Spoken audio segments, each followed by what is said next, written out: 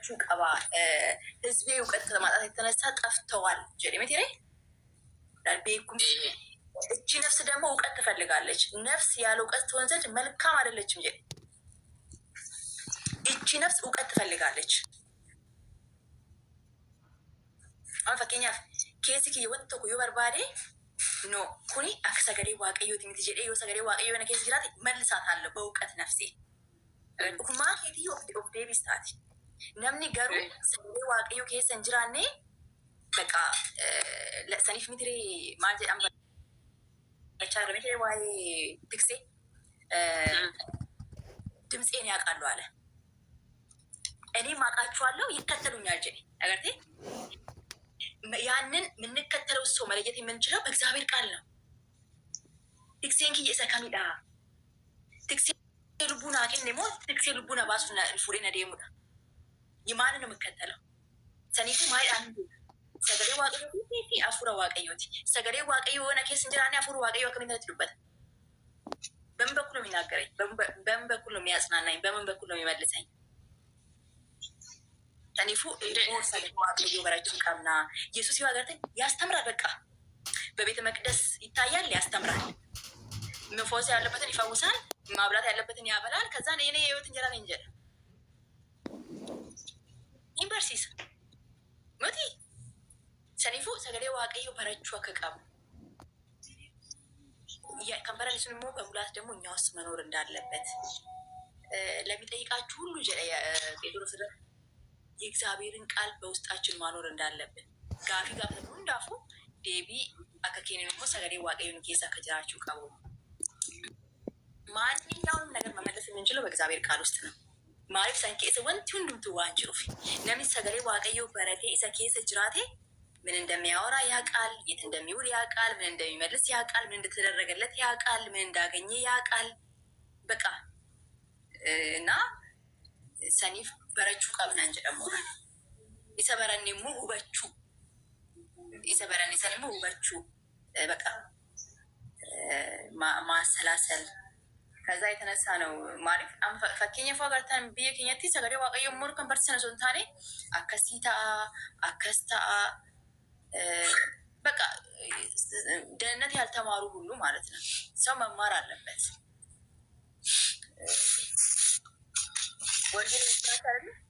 ወንጌሊ የምስራች ነው። በቃ የምስራች ደግሞ ለብሱ አከቀቡ ነሞ ተብረገው አከቀቡ ነሞኒ በርሲሰተን ቀት የሚቲ ባይዘ ወይ ቤሉቆ በርሲሰተን ቀት የሚቲ አማስ ከለቲ ገራገራቲን በርሲፋ tokko dhaloonni barsiisa akkamii dhaga'u lama warri barsiisan akkamitti barsiisu ishimmo al tokko dhugaa waaqayyoo dhugaa dubbachuudhaaf meeqotti macaafa kakuma keessa yoo achi deebine Ermiyaas keessa fakkeenya fudhadha. Gaafa waaqayyoo Ermiyaasitti saba sana ergee waaqayyoo isa inni itti dubbate Ermiyaas gaafa dhaqee itti dubbatu warri kaan immoo fidaniittu sobuma sana dhugaa fakkeessanii dhugaa waaqayyoo isaanitti dubbate soba godhanii akka mastaatitti fidanii dura isaanii dhaaban maal godhan isa dhugaa waaqayyoo Ermiyaasitti dubbate dhiisanii dhaqanii galagalaniitu isa soba sana duukaa bu'an. Maalidha beekta al tokko kan nuyi ifee nufee dhagaraa keenyaatiin isa waaqayyoo nutti fide nutti fakkaate seexanni gagam godheen fida. Maaliif fedha garaa keenyaaf dheebuu keenya Kiristoos beekamni inni keessa keenya beekaa inni seexanni kun immoo samii haasoof nu dhaga'a. Namni immoo sagaraa keenya keessa jiru sun haasa'in hin darbe. Maal godhaa dhuguma dhugaa. Maaliifi an kanarratti Iliyaas baay'ee fakkeenya naa ta'a. Iliyaas ikkoo waaqayyoo akkuma isaa abdachiise ila qilleensa akkasii keessa kana keessa nan nufattiin jedhe innaanin heegi dhaabate asiin isin nufe lakkedhee dabarse amma isin nufe hin dabarse isa waaqayyo keessa jiru miti wanta ta'eef gaafa ofii isaatii waaqayyoo dhufu garuu Iliyaas inuma bare nuyi arra maal gochi tokko amala hin eennuun qabu hima jechuutu jiru dhugaa waaqayyooti. Addaaminni duraanni ish ameen jechuudhaan. Addaam inni lammaffaan garuu Yesuus Kiristoos inni dhufe garuu altachaalem. Sababii waaqa ta'eefidhaan namni namummaa isaa guutuutiin hin danda'a. Garuu seexanni karaa inni ittiin beela'een immoo itti dhaqeera. Beela'ee hafuura qulqulluutiin immoo guutamee lafa onaa dhaqeedha. Namni beela'e silaa kaaffee fa'aa dhaqa nyaachuudhaaf. Iddoo garaa garaa dhaqee nyaata. Inni garuu gara lafa onaa dhaqe. Warri sanaan immoo eessa kennime dhugaa waaqayyo yeroo wal biratti qabee ilaaluu baay'ee tokko jireenya koo waan inni godha. Akkaataan ilaalcha keenya baay'ee murteessaadha. Akkaataan dhageettii keenya, akkaataan yaada keenya. Yesuus Kiristoos jireenya keenya keessatti seenaa ta'een darbe siidaa malee. Sabni Israa'el seenaa dabarsanii waaqayyo garuu seenaadha malee siidaadha malee kan inni hojjete seenaa hojjetee hin dabarsine. Seenaanii bara akkas akkasii hawwiin kana gootee bara akkas immoo hin duutee bara akkas yooniin kana godhee hin darbe. Yesuus Kiristoos garuu bara akkasii kana godhee hin darbe ittiin hin jedhu. Na waan baay'ee tokko barsiisa yoo ittis barsiisan qateennaan miti. Garuu dhalootumatu maal ta'e akka qilleensaa sifachi hin quramu. Isa taa'ee irraa dhaggeeffatu hin beeku. Sagaleen waaqayyoo har'a maallaan jedha jechuun hin danda'u. Malee namoonni waaqayyoo qaqqaxalee dhugaa waaqa isa jiraata bara kana keessas eebbisee nuuf laate. Eebba biyya keenyaa, eebba waldoota kiristiyaanaa, eebba lafa keenyaa kan ta'an durii abbootiin imimmaaniin kadhatanii faarfattooti akka kan baay'ee isaaniitu jira. Maal godhuga? Maaliif ananammaa TikTok irratti nan gadda argaa. Dhalootuma keenya numatuma jechuudha. Maal barbaadna beektu? Akka nuuf maaloo na raajii maaloo wiiku maaloo na raajii. Namatu waa'ee wangeelaatti dubbadhatte kan inni barbaadu waa'ee kana duwwaa barbaada. Yooni nama waldaa galee waa'ee Yesuus Kiristoos bichaa yeroo inni barsiisu namoota meebi jaarsotii warra gurguddaa argita. Lafa siiftaa akkas taataa bor akkasii taa dargaggoon achi wal qaba. Yootiin dubbanne iyyuu maaloo paaster Naaraajii nabii Naaraajii jedhanii ofii gaafatu. An TikTok irratti argeera hin gadda. Nama tokko gaafata. Nama beeku tokko nama tokko gaafatanna.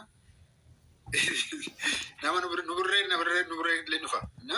Asuma turaa jagaa. Namatu galee maaloo galee Naaraajiidhaan. Maqaama godha Naaraajii. Amma jechuudha. Namni takkeetu kun paaspoortii fidadha. Akkaawwantii keessan fidadhaa kottaa akkaawwantii irratti isinii kadhadhaattee jira guyyaa tokko ta'a. Namni dhalootumatu si jibbisiisa gaaraatti jiru. Nama ispeeshaalii dargaggoon amma jireenyi ulfaataadha. Qabu qabsoodha yeroo hundumaa garuu amma waa'ee isaa waa'ee nama bakka waa'een Kiraayistii fi seentariin isaa kan ta'u qabu waa'ee Yesuus Kiristoos utuu ta'ee jiru. Seentariin isaa amma waa'ee namaati bakka waa'ee foonii waa'ee dheebuu nyaataa.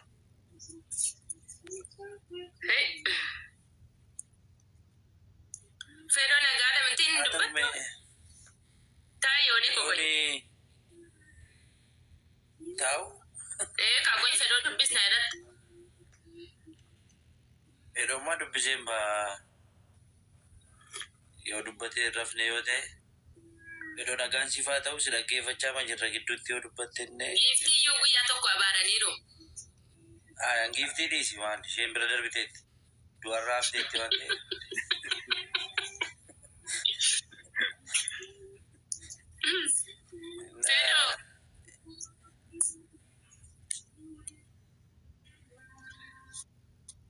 Fedhoon boqqolloo waan bakka waadaa jira jechuudha akka sadarratti amma kanaaf hin dhageeffatu. Fedhoo isheetii kana waadaa jira ta'a. Walitti buusaa jira. Raajota nama du'i jedhee namarratti kadhatu jala taa'e ameen jedhu dhaloota akkasii qabna baran. Du'oota dhaqasaan du'oota waan ta'aniif. Dhugaa waaqayyooti bar du'i jedhaa maqaa Yesuusiin jenna ameen jedhani gastii guutuun jalas irras kan jiran du'i jedhanii ameen jedhu. Maaliif duunee lakki ani kan hin jedhe waaqni isaanii waaqa ba'aaliidhaa kan ajjeefne. Ayyo sus.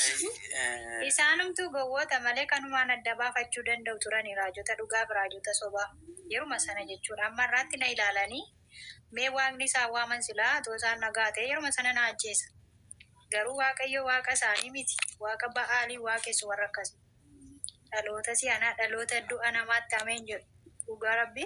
Kanaaf raajota sobduu jala yaa'anii naa raaji jedhu bara si'anaa Waaqayyo isaanitti araaramu.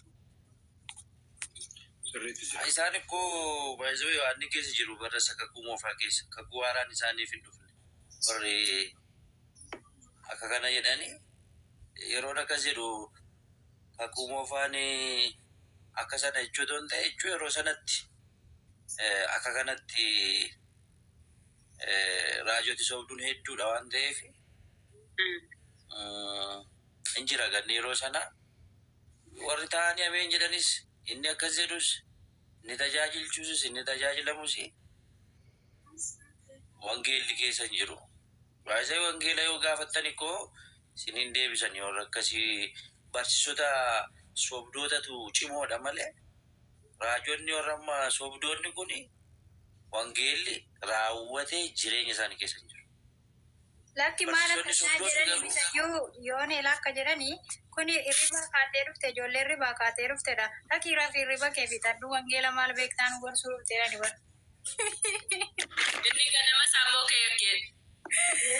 Raadiyoon gaba nagaa yaa Yesuus mootee.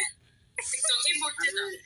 Argitanitti ta'een beeku kan tochoo tokko profeetiidha. Profeeta Egeleedha. Qirincaafi waan nama guddaatti kan What is the meaning of Ikale? Ekeleen jarina ifuma baasi maal hojii sobaa jiru.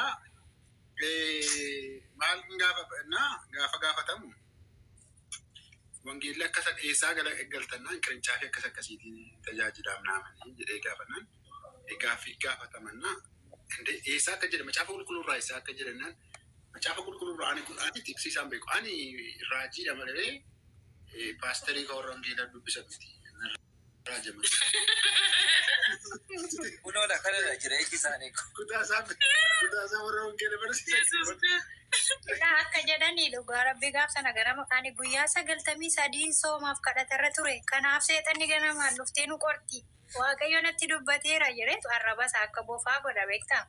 Kanarratti dubbadhe iyyuu malee ani dubbadhu si jammar darbee koomentiidhaan ijoollee koomentii dubbisaniiti abaaru koomentii irraa jechuudha. Koomentii irraatti dubbisaniiti ilaa iyyisiisaa jira ilaa aarsaa jira fuula aarii namoota baay'eetti nam'ee jira. Ani sa'aatii 14 asirra ture.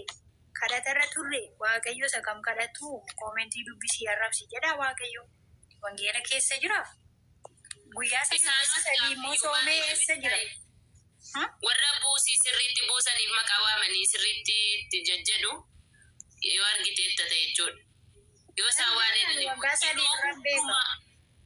Zuumii keessatti yoo ani beeka baay'ee yeroo hundumaa deelii utuu birriin gaafatini Kurupii sana keessaan baatan. Guyyaa 3 dhaqeelaa bara 2023 guyyaa 3 soomii sana dhaqe. Dhumarra gaafa Waaqayyo na baasu maaliin guyyaa sagantaa qabnadhaanii konfereensii jalqaban. Otoo kadhatatti hin galiinii jedhan otoo raajiitti hin galii osoo faarfannaa qofa faarfanneeti obboleessa keenyaa fi konkolaataan akka bitamuuf qarshii walitti buusna.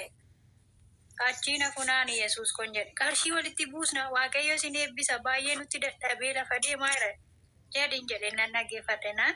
Hojiidhaan qilleensarra deema. Maal beekaani koy kaayii dhuguma bar inni immoo taa'eetu irraa afaan haaraa dubbata maal jedhaa ijoolleen akka hin baaneefanii dursee dubbadha jedhe luba wayite lubicha maqaa sana jalaa bade dubba beekatu akkas jedhee jalqabe achumaan. Yeroo suman keessaa liftii qabadhee ba'e jechuudhaan si jammari ijoollee shirnatti goonaan dhaqee linkii naa erginaan dhaqee guyyaa 3. Isa booda piroofaayilii isaa tiktookii isaa nan beeka dhufeen nan seene.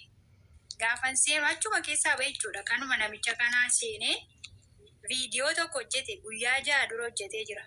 Qulfii makiinaa baadhatee jira. Qulfii makiinaatu qabattoo isaatti rarra'ee jira.